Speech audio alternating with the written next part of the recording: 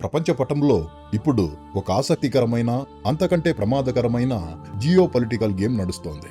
అగ్రరాజ్యాలకు సైతం వణుకు పుట్టిస్తూ global south voice గా అత్యంత వేగంగా ఎదుగుతున్న బ్రిక్స్ కూటమి ఇప్పుడు ఒక ఊహించని సంక్షోభంలో చిక్కుకుంది. ఆశ్చర్యకరమైన విషయం ఏమిటంటే ఈ ఏడాది ఈ బ్రిక్స్ కూటమికి మన భారతదేశం అధ్యక్షత వహిస్తుండగా ఈ సదస్సును అటర్ ఫ్లాప్ చేయడానికి ఏకంగా మన మిత్రదేశంగా భావించే ఇరాన్ చైనాతో చేతులు కలిపి ఒక భారీ కుట్రకు తెరతీసింది. ఆ కుట్రేంటి? అసలు ఇరాన్ భారతదేశాన్ని బహిరంగంగా ఎందుకు బ్లాక్మెయిల్ చేస్తోంది? దీని వెనుక డ్రాగన్ కంట్రీ చైనా ఆడుతున్న గేమ్ ఏంటి?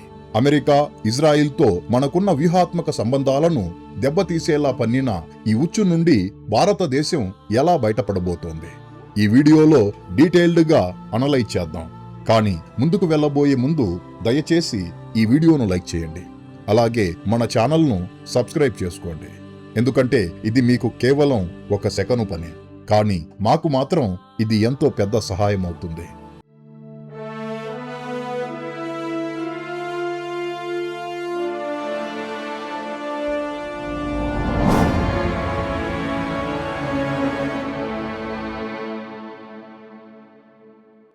అసలు విషయానికొస్తే ఈ ప్రస్తుత సంవత్సరానికి గాను బ్రిక్స్ కూటమికి మన భారతదేశం ప్రెసిడెంట్గా వ్యవహరిస్తోంది.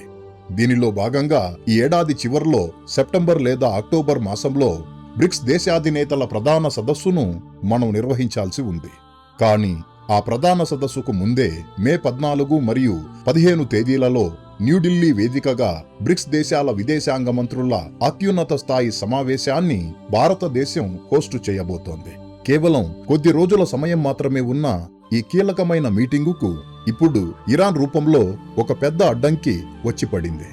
మీకు గుర్తుండే ఉంటుంది, గతేడాది బ్రిక్స్ కూటమిని విస్తరించి కొత్త దేశాలకు సభ్యత్వం ఇచ్చినప్పుడు అందులో ఇరాన్ కూడా చేరింది. అయితే ఇప్పుడు అదే ఇరాన్ మన భారతదేశం ముందు ఒక కఠినమైన షరతును పెట్టింది. అదేమిటంటే మే మాసంలో జరిగే విదేశాంగ మంత్రుల మీటింగ్ పూర్తయిన తరువాత ఆ మీటింగ్ సారాంశాన్ని వివరిస్తూ ఒక జాయింట్ స్టేట్మెంట్ విడుదల చేస్తారు. ఉమ్మడి ప్రకటనలో ఎడారి దేశాలలో జరుగుతున్న ఉద్రిక్తతల నేపథ్యంలో ఇరాన్పై ఇజ్రాయిల్ మరియు అమెరికా చేసిన దాడులను అత్యంత కఠినమైన పదాలతో తీవ్రంగా ఖండించాలని ఇరాన్ డిమాండ్ చేస్తోంది. ఒకవేళ భారతదేశం ఈ జాయింట్ స్టేట్మెంట్లో ఇజ్రాయిల్, అమెరికా దాడులను ఖండించడానికి ఒప్పుకోకపోతే ఆ మీటింగుకు ఇరాన్ విదేశాంగ మంత్రి అబ్బాస్ అరాక్చి హాజరు కారని, తాము ఈ సదస్సును బాయ్కాట్ చేస్తామని ఇరాన్ బహిరంగంగానే బెదిరింపులకు దిగింది. ఒక రకంగా చెప్పాలంటే ఇది బ్రిక్స్ వేదికగా భారతదేశం మీద ఇరాన్ చేస్తున్న దౌత్యపరమైన బ్లాక్మెయిల్. ఇక్కడే మనం అసలైన జియో పాలిటిక్స్ అర్థం చేసుకోవాలి. ఇరాన్ పెట్టిన ఈ కండిషన్ వెనుక భారతదేశాన్ని ఇరుకున పెట్టే ఒక పకడ్బందీ ఉచ్చు ఉంది. ఇరాన్ అకస్మాత్తుగా ఇంత ధైర్యంగా ఈ డిమాండ్ చేయడానికి ప్రధాన కారణం ఆ దేశం వెనుక ఉండి నడిపిస్తున్న చైనా అండ. బ్రిక్స్ కూటమిని పాశ్చాత్య దేశాల వ్యతిరేక గ్రూపుగా మార్చాలని చైనా ఎప్పటి నుండో ప్రయత్నిస్తోంది. కానీ భారతదేశం ఎప్పుడూ తన స్వతంత్ర విదేశీ విధానాన్ని పాటిస్తూ బ్రిక్స్ అనేది పాశ్చాత్య దేశాలకు ప్రత్యామ్నాయంగానే ఉండాలి తప్ప ఎవరికీ వ్యతిరేకం కాకూడదని స్పష్టంగా చెబుతూ వస్తోంది. ఇప్పుడు ఇరాన్ ద్వారా ఈ ఇష్యూను లేవనెత్తి బ్రిక్స్ వేదికగా అమెరికాను టార్గెట్ చేస్తే భారతదేశం ఇరుక్కుపోతుందని చైనా ప్లాన్. ఒకవేళ ఇరాన్ డిమాండ్కు భారతదేశం తలొగ్గి జాయింట్ స్టేట్మెంట్లో ఇజ్రాయిల్ మరియు అమెరికాలపై విమర్శలు చేస్తే ఏమవుతుంది? ఇజ్రాయిల్ మన వ్యూహాత్మక మిత్రదేశం. బహుశా ఇజ్రాయిల్ ఈ విషయంలో మన అంతర్గత ఒత్తిడిని అర్థం చేసుకున్న అమెరికా అధ్యక్షుడు ట్రంప్ మాత్రం ఖచ్చితంగా దీనిని తీవ్రంగా తీసుకుంటారు. ఇది అగ్రరాజ్యం అమెరికా మరియు భారతదేశ సంబంధాల మధ్య ఒక పెద్ద అగాధాన్ని సృష్టిస్తుంది. సరిగ్గా చైనా కోరుకుంటున్నది కూడా ఇదే. పోనీ ఇరాన్ డిమాండును భారతదేశం నిర్మోహమాటంగా తిరస్కరిస్తే ఏమవుతుంది? అప్పుడు ఆ సమావేశం తర్వాత ఎలాంటి ఉమ్మడి ప్రకటన రాదు. ఒక అంతర్జాతీయ మీటింగ్ జరిగి జాయింట్ స్టేట్మెంట్ రాలేదు అంటే ఆ మీటింగు అటర్ ఫ్లాప్ అయినట్లు లెక్క. సభ్య దేశాల మధ్య ఏకాభిప్రాయం తీసుకురావడంలో ప్రెసిడెంటుగా భారతదేశం పూర్తిగా విఫలమైందని గ్లోబల్ మీడియాలో చైనా లాంటి దేశాలు పెద్ద ఎత్తున దుష్ప్రచారం చేస్తాయి. భారతదేశ ప్రతిష్టను దిగజార్చడానికి ఇంతకంటే మంచి అవకాశం వారికి దొరకదు.